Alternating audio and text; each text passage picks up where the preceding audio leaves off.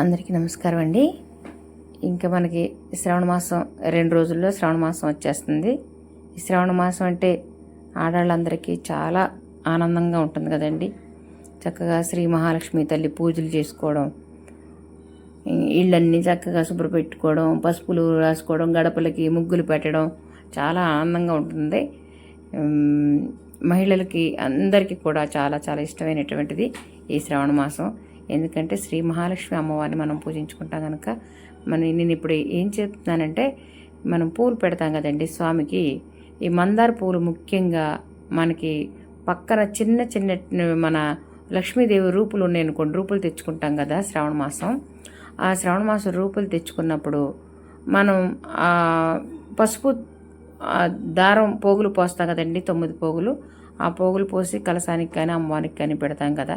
ఆ దారాన్ని ఆ పోగుల్ని కూడా చక్కగా జాగ్రత్తగా ఉంచుకొని మెళ్ళ కట్టుకున్నాక మళ్ళీ మెళ్ళో ఉన్నాయి కదా అని చెప్పేసి దేవుడి దగ్గర పెట్టేసేసి అట్లా పూజ దగ్గర పెట్టుకుందామని అట్లా ఉంచేయబాకండి. అట్లా ఉంచేస్తే ఏమవుతుందంటే, మనం రోజు ఉండడం వల్ల మనకి అలవాటైపోతుంది.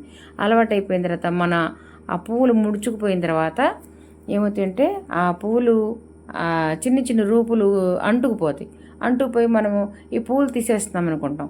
ఆ పూలతో పాటు ఆ రూపులు కూడా వెళ్ళిపోయినా సరే మనం ఆశ్చర్యపోనక్కర్లేదు. ఎందుకంటే నాకే మా ఇంట్లోనే జరిగిందనమాట.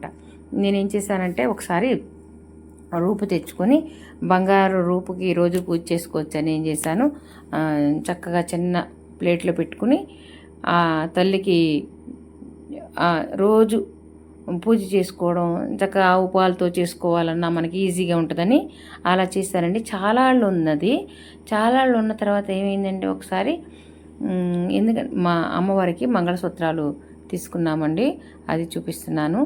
అయితే ఇప్పుడు నేను చెప్పేది ఈ వీడియో ఎందుకు చేస్తున్నానంటే, ముఖ్యంగా మహిళలందరికీ కూడా చాలా జాగ్రత్తగా ఉంటారు. రూపు తెచ్చుకున్నప్పుడు అశ్రద్ధగా ఉండబాకండి. ఎందుకంటే బంగారం రేటు కూడా చాలా పెరిగిపోయింది కదండి, ఆకాశాన్ని అంటుతుంది. మళ్ళీ ఒక్కసారి మనం కనుక అశ్రద్ధతో పోగొట్టుకున్నామంటే కొనే పరిస్థితి చాలా కష్టంగా ఉంది. అందుకని ఆ రూపులు అక్కడ పూజలో పెట్టినప్పుడు జాగ్రత్తగా ఒక బాక్స్లో పెట్టండి. లేదంటే ఆ పువ్వులు తీసేటప్పుడు కూడా జాగ్రత్తగా చూసుకుని తీయండి. మేము కూడా ఒకసారి అట్లా పెట్టేసి ఆ పువ్వు అతుక్కుపోయిందో ఏమోనండి, చూసుకోలేదు. మొత్తం అన్నీ కూడా పాత పువ్వులన్నీ తీసేసేసి పక్కన పెట్టేసి ఆ రోజు పూజ కూడా అయిపోయింది. అయినా మాకు ఆరా రాలేదనమాట. ఆ తర్వాత ఎప్పుడుకో ఆరా వచ్చింది. ఏమైంది పువ్వులు అని అంటే, పక్కన చెత్త ఆ ప్యాకెట్ కూడా కవర్లో పెట్టింది కూడా తీసుకెళ్ళి కాలంలో పడేసి వచ్చేసాం. ఆ కాలంలోకి అలా వెళ్ళిపోయిందండి. మీరెవరూ కూడా అట్లా చేసుకోకుండా జాగ్రత్తగా ఉండండి. అమ్మవారి లక్ష్మీదేవి రూపులతో పాటు నాకైతే చాలా చాలా బాధేసిందండి. ఎంత బాధేసిందంటే, అంతే కదండి, ఎవరికైనా బంగారు లక్ష్మీదేవి రూపులు చేతులారా తీసుకెళ్ళి కాలంలో పడేస్తామంటే అంతకన్నా దారుణం ఇంకేం ఉండదు కదండి. అందుకే ఇలాంటి అజాగ్రత్తగా ఉండకుండా జాగ్రత్తలు పాటిస్తూ చక్కగా ఈ శ్రావణ మాసం అంతా కూడా అమ్మవారి పూజలు చేసుకుంటూ చక్కగా రూపులు కొనుక్కొని అమ్మవారికి చీర, జాకెట్లు, పసుపు, కుంకాలు, గాజులు అన్నీ కూడా అమ్మవారికి పెట్టుకుని చక్కగా పూజలు చేసుకుని వరలక్ష్మి వ్రతాలు చేసుకుని ఆనందంగా ఉండండి.